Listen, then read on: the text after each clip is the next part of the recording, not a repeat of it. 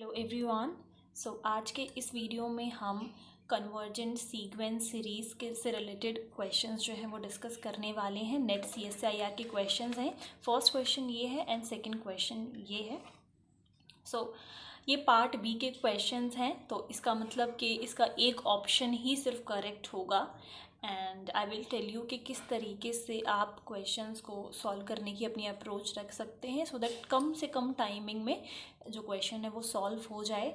तो पहला क्वेश्चन देखते हैं। If xn is convergent sequence in real number. तो यहाँ पर हमारे पास दो हमें सीक्वेंस गिवन है, एक xn एक yn। एक सीक्वेंस के बारे में हमें ये पता है कि वो कन्वर्जेंट सीक्वेंस है और दूसरे के बारे में पता है कि वो बाउंडेड सीक्वेंस है। तो ये चार रिजल्ट्स हमें गिवन है, इनमें से हमें बताना है कि कौन सा रिजल्ट ट्रू होगा। तो इन दोनों सीक्वेंस को ऐड करना है हमें xn प्लस में yn। पहला रिजल्ट है कि वो कन्वर्जेंट होगा। सेकेंड रिजल्ट है कि ये जो सीक्वेंस बनेगी दोनों को ऐड करने के बाद वो बाउंडेड बनेगी।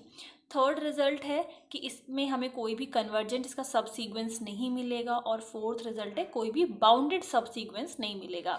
तो आप इस क्वेश्चन को ध्यान से समझिए। जो सम हम कर रहे हैं, जो सम करने के बाद जो सीक्वेंस हमें मिल रही है उसमें से एक जो सीक्वेंस है वो कन्वर्जेंट है, दूसरी बाउंडेड है। तो अगर पार्ट बी से ये क्वेश्चन है तो हमारे पास एक रिजल्ट हमें पता है कि जो भी सीक्वेंस कन्वर्जेंट होती है वो हमेशा बाउंडेड होती है। कन्वर्स ट्रू नहीं होता, बट ये हमें पता है कि कन्वर्जेंट सीक्वेंस जो है बाउंडेड सीक्वेंस होती है। इसका मतलब अगर फर्स्ट ऑप्शन जो है वो अगर करेक्ट है तो सेकंड ऑप्शन भी करेक्ट होगा, क्योंकि ये जो सीक्वेंस है अगर वो कन्वर्जेंट है तो वो बाउंडेड भी होगी। दोनों ऑप्शंस करेक्ट होंगे अगर हम फर्स्ट ऑप्शन को करेक्ट कहते हैं तो। बट ये पार्ट बी का क्वेश्चन है तो उससे हमें ये पता चल जाता है कि फर्स्ट ऑप्शन जो है वो करेक्ट नहीं होगा। हम इसको काउंटर एग्जाम्पल के थ्रू भी मैं आपको बताऊंगी कि कैसे नहीं होगा, बट हम इस तरीके से ऑप्शंस को डिस्कार्ड कर सकते हैं। तो आगे देखते हैं कि कन्वर्ट्स यहाँ पे ट्रू नहीं है, तो इसका मतलब अगर ये है तो ज़रूरी नहीं है कि कन्वर्जेंट हो।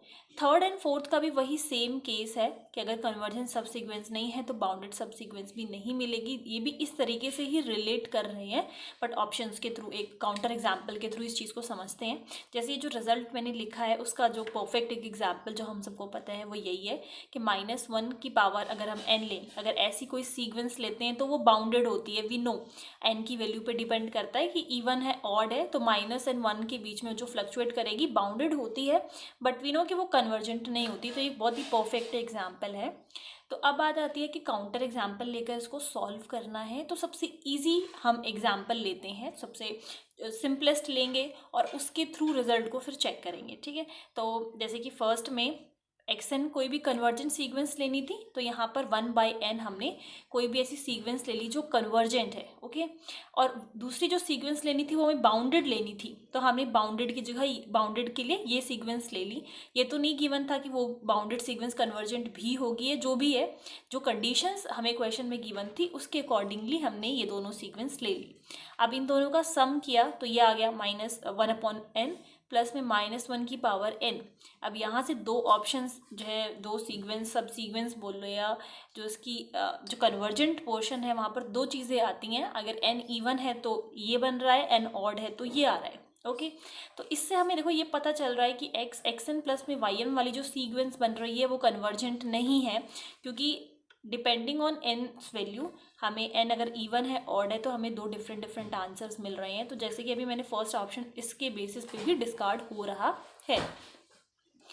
बट अगर हम ये देखें कि कन्वर्जेंट तो नहीं है बट बाउंडेड है, ये जो सीक्वेंस बनी है वो बाउंडेड है, तो सेकंड ऑप्शन अभी इससे डिस्कार्ड नहीं होता। और थर्ड अगर हम देखें तो थर्ड ऑप्शन है कि xn plus yn has no convergent subsequence, उसके पास कोई भी कन्वर्जेंट सब सीक्वेंस नहीं होगी।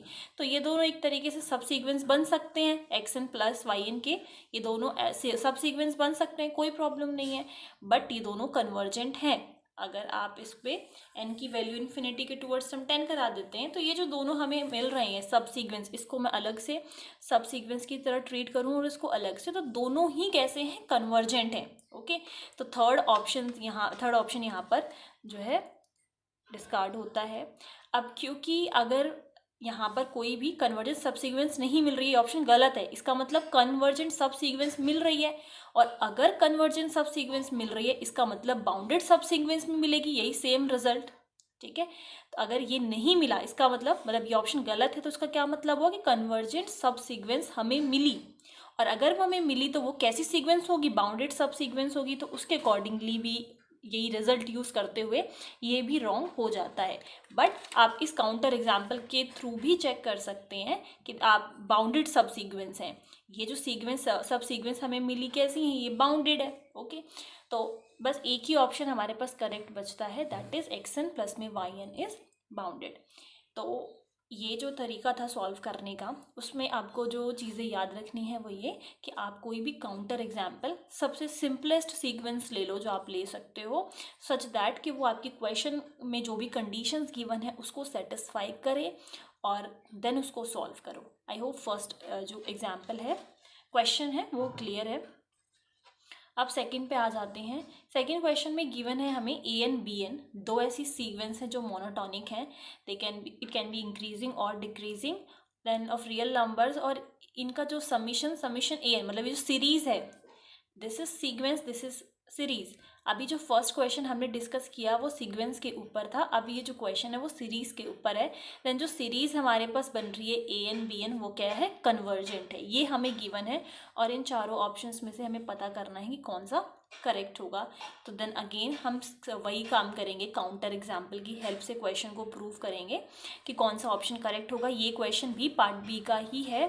तो आप देखिए, पहला जो ऑप्शन है वो गिवन है कि ए एन कन्वर्जेंट हो और बी एन भी कन्वर्जेंट हो, ठीक है। सेकेंड ऑप्शन में दोनों में से एक कन्वर्जेंट हो, थर्ड है दोनों बाउंडेड हो, और देन फोर्थ है दोनों में से एक बाउंडेड हो। तो यहाँ पे इसका प्रूफ है, ये एक हमने सीक्वेंस ले ली ए एन 1/n, दूसरी ले ली दूसरी भी सीक्वेंस हमने सेम वही ले ली 1/n। काउंटर एग्जाम्पल ले रहे हैं, सबसे सिंपलेस्ट जो आप लेना चाहते हो वो सबसे सिंपल हम लेकर चलेंगे। तो ये हो गया। अब हमें क्या चाहिए, समीशन सीरीज चाहिए ना, ए एन बी एन की जो सीरीज़ है, दोनों को मल्टीप्लाई करेंगे ए एन और बी एन को, तो क्या आ जाएगा 1/n²।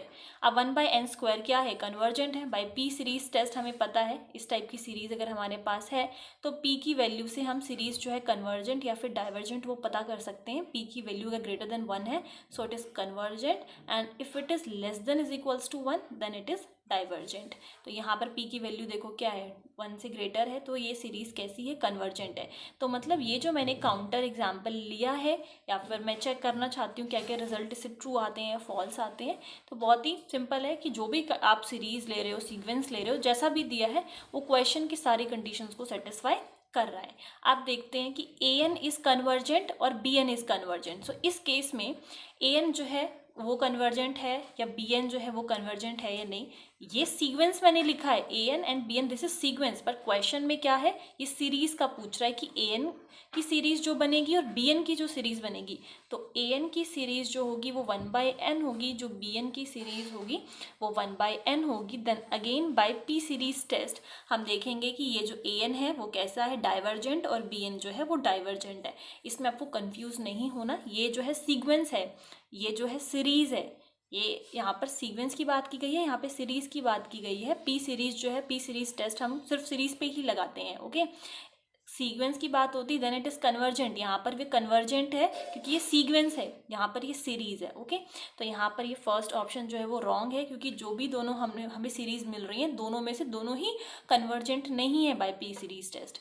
अब सेकेंड क्वेश्चन है, एटलीस्ट वन ऑफ देम, इनमें से एक कोई कन्वर्जेंट हो, तो दोनों ही डाइवर्जेंट आ रही हैं इस केस में, तो ये भी रॉन्ग हो गया।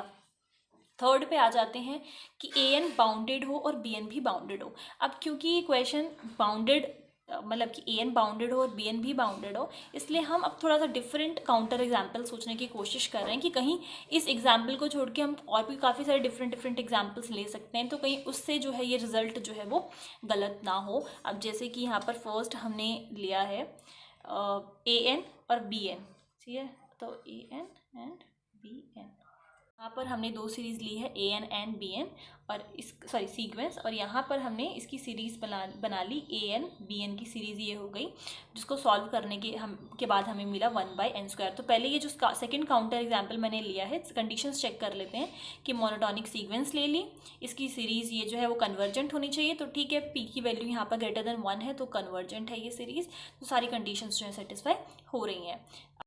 सो थर्ड ऑप्शन में देखिए कि B N A N B N जो है बाउंडेड होना चाहिए। तो यहाँ पर ये जो सीक्वेंस हमारे पास बन रही है वो कैसी है, डिक्रीजिंग सीक्वेंस है, ये इंक्रीजिंग सीक्वेंस है। तो इस केस में ये जो है वो बाउंडेड नहीं है, इवन तो ये सारी कंडीशंस, ये जो हमने लिया है काउंटर एग्जाम्पल क्वेश्चन के अकॉर्डिंगली सारी कंडीशंस को सेटिस्फाई कर रहा है, बट इन दोनों में से ज़रूरी नहीं है दोनों सीक्वेंस जो हो वो बाउंडेड हो। तो थर्ड यहाँ पर ऑप्शन जो है वो रॉन्ग होता है एंड ऑटोमेटिकली फिर फोर्थ ऑप्शन करेक्ट होगा, क्योंकि पार्ट बी का क्वेश्चन है, एक तो करेक्ट होना ही चाहिए। और आप देख भी सकते हो एटलीस्ट इन दोनों में से एक बाउंडेड हो तो ठीक है, प्रॉपर है कि एक बाउंडेड है दूसरी अनबाउंडेड है। सो आई होप आपको दोनों एग्जाम्पल्स जो हैं वो अच्छे से समझ में आ गए हैं। इस चीज़ को नोटिस करने की कोशिश कीजिए कि क्वेश्चन को सॉल्व करने का अप्रोच क्या है, किस तरीके से सॉल्व करें तो जल्दी आंसर मिलेगा, क्योंकि सब कुछ टाइम के ऊपर है। क्वेश्चन आपको अच्छे से समझ में आना चाहिए और आप 2-3 क्वेश्चंस इससे रिलेटेड और डिफरेंट लेके फिर ट्राई करें, डिफरेंट रिजल्ट निकालें उससे। जैसे कि अगर जैसे यहाँ पर इस क्वेश्चन की अगर हम बात करें तो कोई भी 2 सीक्वेंस हमें गिवन है और उन दोनों से जो सीरीज़ बनती है दोनों के प्रोडक्ट से वो कन्वर्ज आती है, तो हमें काफ़ी सारे रिजल्ट इससे पता चल गए कि ज़रूरी नहीं है दोनों सीक्वेंस जो हों, दोनों सीरीज़ जो बने वो कन्वर्जेंट हों या बाउंडेड हों। हाँ, इन दोनों में से एक बाउंडेड हो सकती है। सो बस इस वीडियो में इतना ही। अगर आपको इससे रिलेटेड और भी डिफरेंट वीडियोस चाहिए तो प्लीज़ मुझे कमेंट सेक्शन में बताइए, सो दैट मैं ऐसी और वीडियोस प्रिपेयर कर सकूं। And thank you very much for listening.